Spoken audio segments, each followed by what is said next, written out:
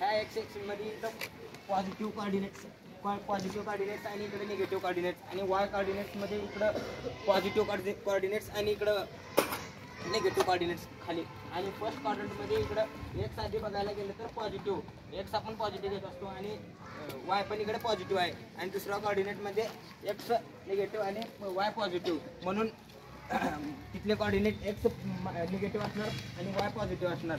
आणि थर्ड क्वाड्रंटमध्ये एक्स म्हटलं तर निगेटिव्ह आणि वाय म्हणजे दोन्ही पण निगेटिव्ह असणार. म्हणजे इथं ह्या क्वाड्रंटमध्ये दोन्ही पण एक्स आहे, दोन्ही क्वाड्रंट निगेटिव्ह असणार. आणि फोर्थ क्वाड्रंटमध्ये म्हणजे एक्स पॉझिटिव्ह आणि वाय निगेटिव्ह. आणि आता इथं बघू शकतो आपण. आता इथं नंबर केलेला आहे -5 आणि +5 दोन्ही -5 आणि -5. आता इकडे पहिले एक्स एक्सिस वर -5 इथं दाखवलेला आहे आणि इकडं वाय एक्सिस वर -5 दाखवलेला आहे. आणि इथं बघू शकतो आपण इथं एक ट्रायंगल, इथं एक असं एक ट्रायंगल बनतो. इथं हे कोणी सांगता का कुठलं ट्रायंगल आहे? Right angle. आणि हे कुठली साईड आहे?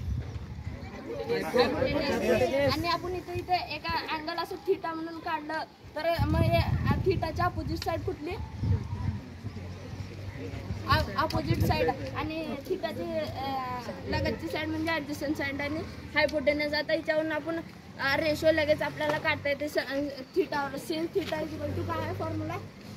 Opposite side. लगेच असं आपण लगेच रेशो काढू शकतो याच्यावर. आणि हायपोटेनस रेट आणि आपल्याला हे लेन दिल्यावर हे बी लेन दिल्यावर लगेच काढता येते. आणि हो काही इथं तुम्हाला दिसतं इथं स्क्वेअर बनलेला आहे. आता या स्क्वेअरचं क्षेत्रफळ काढायचं म्हणजे कोण सांगते का मला एरियाचा फॉर्म्युला? Side square. आता याची साईड म्हणजे 5 फूट आहे. आता 5चं स्क्वेअर काय आहे म्हणजे 25 स्क्वेअर सेंटीमीटर ह्याची एरिया झाला.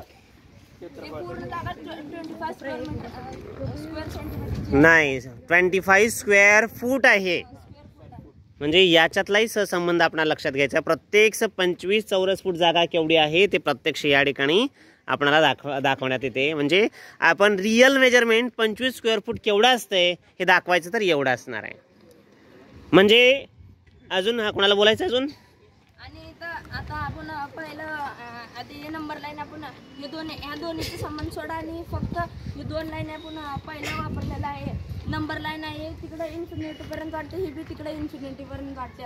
आणि पुढे गेलं तर हे बी इन्फिनिटीवर वाढते, ही बी इन्फिनिटीपर्यंत वाढत जाते.